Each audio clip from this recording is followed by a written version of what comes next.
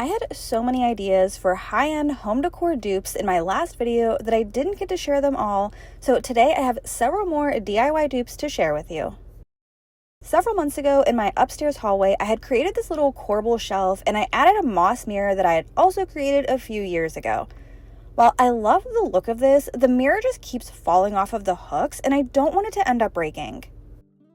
So while I figure out somewhere else to hang the mirror, I've been looking at some magnolia wall shelves to get inspiration on something that I can just build myself. I loved this one option with the scallop type detail along the bottoms of the shelves. I also like that it's 3 shelves that aren't super deep to incorporate some little knickknacks in my hallway. Another shelf that I liked the look of was this barley twist wall shelf. I've been seeing a lot more barley twist or bubble type spindle furniture pieces recently, and I want to integrate that look into my own home. Both of these wall shelf options cost a pretty penny, so like I mentioned, I'm going to try and build something myself. I looked through my stash of spindles and I found these bubble looking ones that I totally forgot that I even had.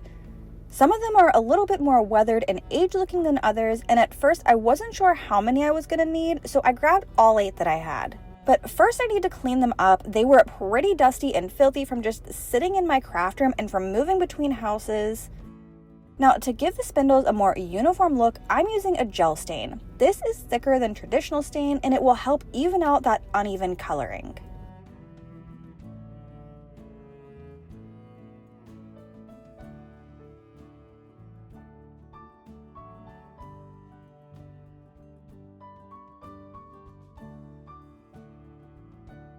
While the spindles are drying, I also want to incorporate that scallop detail edge. So Hobby Lobby is now selling these wood scallop trim pieces for only $2.99 a piece.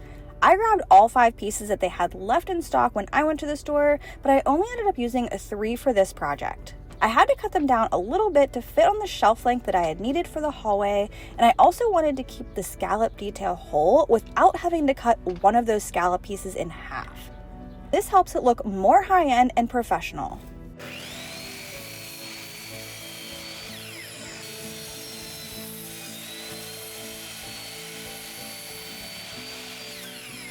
All of the wood pieces got sanded down as well, which is going to help the stain apply more evenly.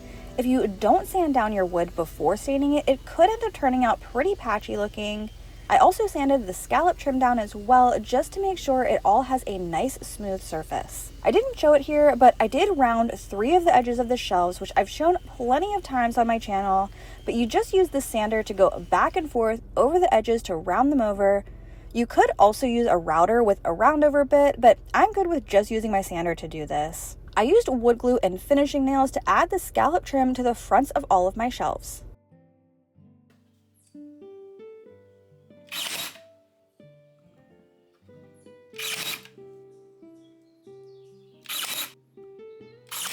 Next, it's time to stain, and to further prevent a patchy look and help give a smooth, even finish, I added pre-stain prior to adding the stain color.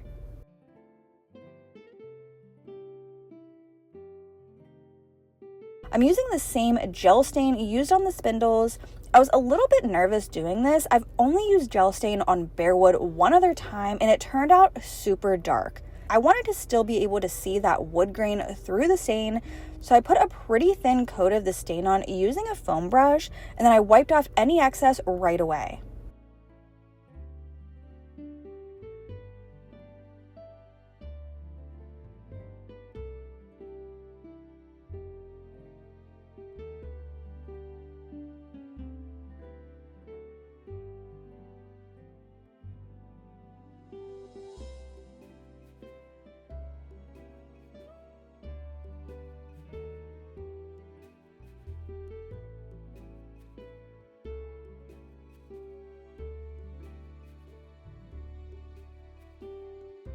The stain dried overnight, and then I took the shelves outside to add a protective coat with my polyacrylic and a satin finish.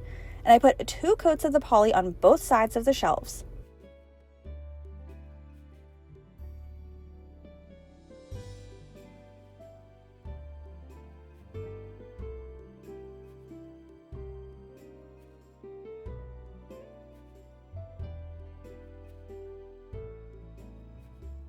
I waited about a week to let that poly top coat cure a little bit before assembling the shelves.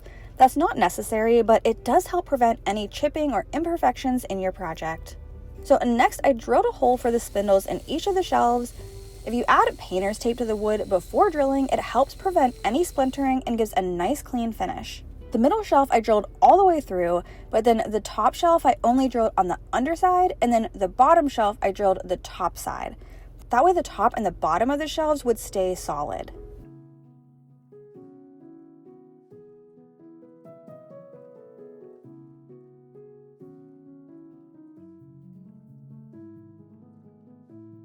When I assembled the shelves and the spindles together, I was a little bit ambitious and I had tried to do all 3 shelves at once. I wanted to make sure that there was wiggle room in case any of the holes that I drilled were slightly off and I needed to make some minor adjustments. Well, that was silly of me. The entire thing just collapsed completely. So instead, I had to let that first shelf dry for a few hours, then put the top shelf on, and there was still a little bit of wiggle room to make sure that everything was lined up as best as I could get it.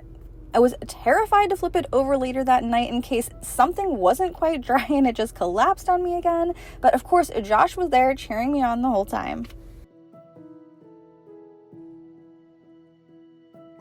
I ended up adding a few finishing nails on the top and the bottom through the shelf into those spindles for some added strength, as well as a bracket underneath of the shelf on the wall for support, and it looks so good styled up in my hallway.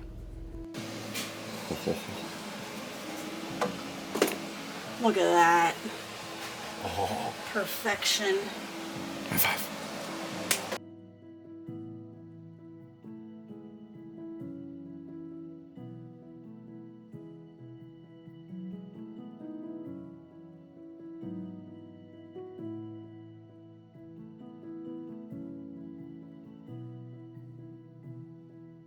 I'm sure you hear this from every thrifting content creator, myself included, but baskets are always something that I shop for secondhand.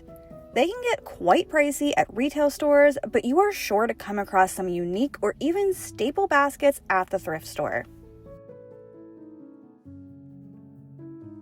I had been looking for this particular shape, which is called a gathering basket or a harvest basket, and I was so mad at myself when I didn't pick one up that I had found for only $1 while traveling.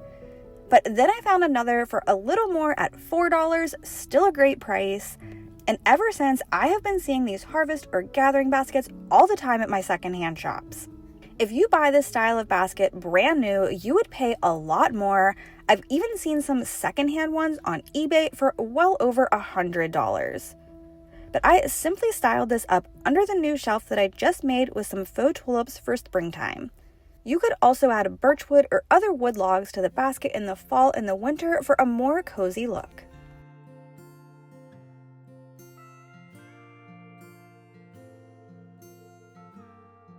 I love the look of these tall floor pillar candle holders that I've come across on various home decor sites. Many of them are made out of wrought iron, and I've seen versions with just tapered candlesticks or the thicker pillar candles. Well, one day I came across this single wrought iron pillar candle holder at one of my local antique malls, and I actually saw it a few months ago, and I didn't pick it up then, but it was still there when I went back, so I took that as a sign that it needed to come home with me. And the way this antique mall is set up, they have 2 outdoor covered cages where everything is an additional 30 to 50% off. This was priced at $10, but I ended up getting it for $7, which is a great deal compared to those pricier options that I just showed. I would have loved to find a second one to have a set of these, but I'll keep my eyes peeled for something else I can pair with it as I continue to shop secondhand. Back home, I noticed that the plate where you sit the pillar candle was actually crooked, causing the candle to look like it was leaning. But I loved the unique offshoots of this one, making it look sort of like a twisted branch, giving it character instead of just a straight piece, as well as those tripod legs. And fixing the top was super easy. I just hit it a few times with a mallet, and then I would step back to look at it and repeat that process until I got it completely straight.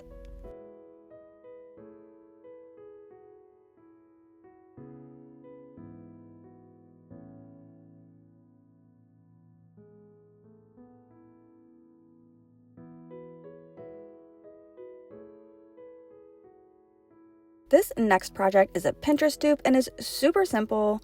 I'm using this thick wood circle from the Dollar Tree. Any circle will work, but I just already had this one on hand. And then this leftover pull wrap that I had for my Whiskey Lounge room makeover. This stuff comes in so handy for all sorts of projects. You can add it to so many different surfaces to add character and interest. Wood slatted details are all over home design right now, and this is such an easy way to add this element to your space. The width of the piece that I had didn't quite fit around the wood circle, but I had another scrap that will fill in that gap. Cutting the pole wrap is super easy to do with a handsaw. If I'm cutting a wide section of this though, and I have to roll it up, I do use my miter saw, but a miter saw isn't necessary to work with this material. And for cutting between the slats, you can simply use a utility knife. I'm using a wood glue to attach the pole wrap to the wood circle, but any glue really would work for this project.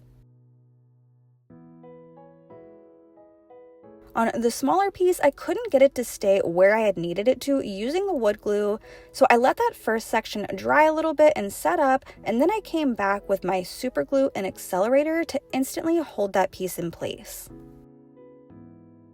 I thought I was done here, easy as that, and just going to pop a puck light in here, call it a day, but Josh had a great idea to cut slits in between some of the slats to let more of that light shine through. I had realized the light would only shine out from the top how it is now, and since I had to add that separate section, there were slits already letting light out anyways, so this made it look more uniform and intentional.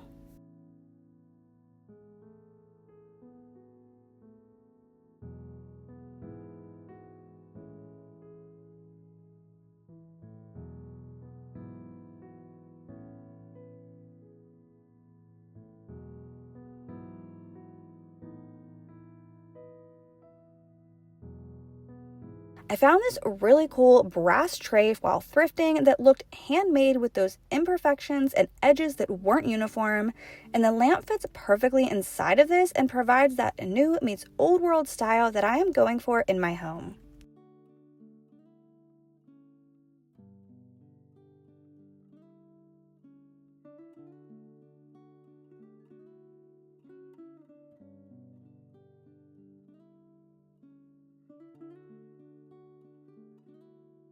Block prints are popping up all over social media and in home decor, and particularly these floral style patterns.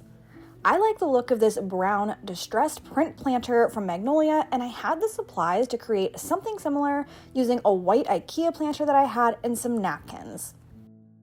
Now, my napkins are burgundy, where the Magnolia version is more of a brown coloring, but it still gives that same effect. I have been hearing people say recently that decoupage is back, and personally for me, it never really went away. I have decoupaged tons of projects on my channel over the years, and I find it to be one of the most relaxing forms of crafting. You could take this whole napkin and apply it straight to the planter as is, but I wanted a little bit more of a curated look, and I cut out the individual pieces that I wanted to apply. I find the easiest way to cut your napkins or your decoupage paper is by wetting a paintbrush and tracing the section that you want to use. Now, you could cut them out with scissors, but I find that leaves a much harsher edge where tearing allows it to melt into your object a little bit more seamlessly. I'm using a liquid patina and a fan brush to glue the napkin pieces down. I like using a fan brush because it's more delicate and allows you to easily get up under the napkin edges to make sure that everything is adhered down without ripping it.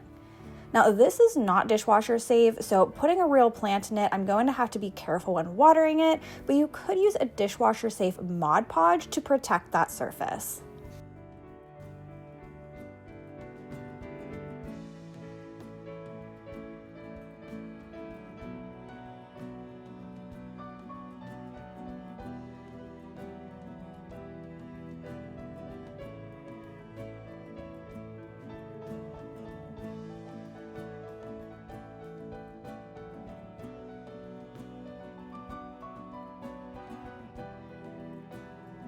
Now, my inspiration had more of a distressed look to it, so I mixed up a few of my acrylic paint colors to get a terracotta-like color, and I used a little sponge with very, very little paint on it to apply all around the top and the bottom edges.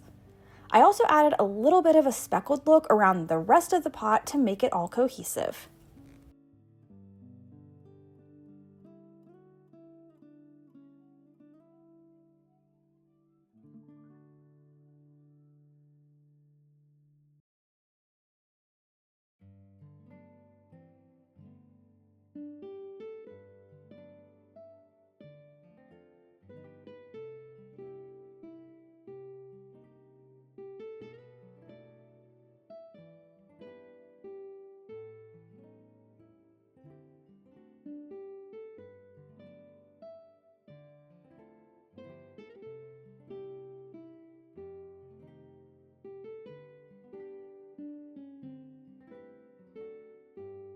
For more DIY home decor inspiration, check out this video right here, and I'll see you in the next one real soon.